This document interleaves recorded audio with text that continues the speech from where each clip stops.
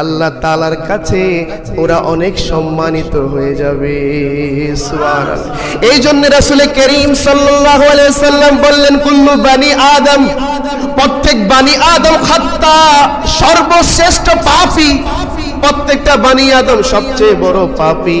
কিন্তু যেই পাপীরা আল্লাহর কাছে ক্ষমা চায়, যেই পাপীরা আল্লাহর কাছে ইস্তেগফার করে, তাওবা করে, আল্লাহ তাআলা বলেন ওই পাপীটাই তাওবা করার কারণে আমি আল্লাহর কাছে সবচাইতে শ্রেষ্ঠ হয়ে যায়। সুবহানাল্লাহ।